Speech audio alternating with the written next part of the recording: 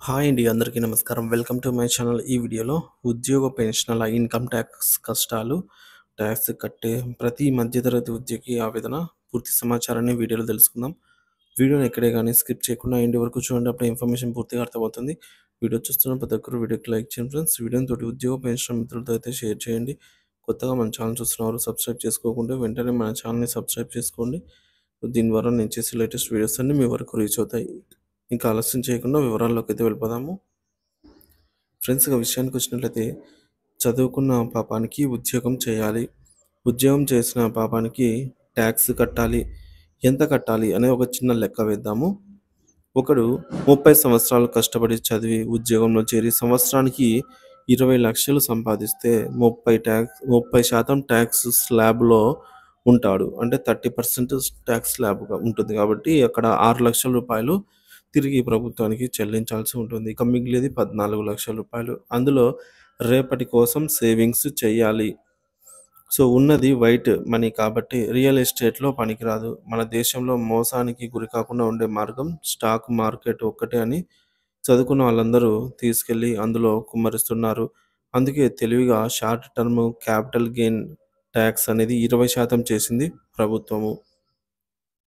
అంటే మనకు ఈరోజు పెట్టుబడి పెట్టి షార్ట్ టర్మ్‌లో ఆహ్, మనకు 1 వీక్ గానీ, 1 డే గానీ, 1 మంత్‌లో గానీ రిటర్న్స్ పొందేటప్పుడు అందులో మనకి 20% ట్యాక్స్ అయితే ప్రభుత్వం వేసింది. అంటే 14,00,000లో 5,00,000 ఇన్వెస్ట్ చేస్తే దానికి ఒక రూ. 1,00,000 ట్యాక్సే పోతుంది.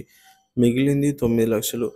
పొద్దున్నే లేవగానే బ్రష్ మీద టూత్ పేస్ట్, రాసుకునే సబ్బు మీద, వేసుకునే బట్టల మీద ట్యాక్స్, ఆఫీస్‌కెళ్ళాలని కారు కొంటే ట్యాక్స్, అందులో పెట్రోల్ పోయాలంటే ట్యాక్స్, కారు తీసి రోడ్డు మీదకి వెళ్తే టోల్ ట్యాక్సు, ఇకపోతే శనివారం సరదాగా సినిమాలకు వెళ్తే ట్యాక్సు, రెస్టారెంట్‌లో ట్యాక్సు, పిల్లలకి ఏం కొనాలన్నా ట్యాక్సు, తుమ్మితే ట్యాక్సు, దగ్గితే ట్యాక్స్. ఇలా కట్టుకుంటూ పోతే కనీసం 9,00,000లో తెలియకుండానే 2,00,000 ఇన్‌కమ్ ట్యాక్స్ కట్టేస్తాము.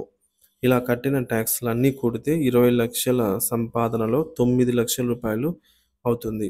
అంటే దాదాపుగా మనం కష్టపడి సంపాదించిన దాంట్లో సగం వరకు దాదాపుగా ప్రభుత్వం ముక్కుపిండి లాగేసుకుంటోంది.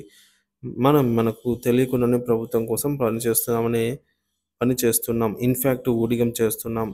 సరే, ఇంత ట్యాక్స్ పద్ధతిగా కడుతున్నాం. ప్రభుత్వం మనకేమైనా తిరిగి చెల్లిస్తుందంటే పిల్లల్ని ప్రభుత్వ బడుల్లో చేర్చలేము.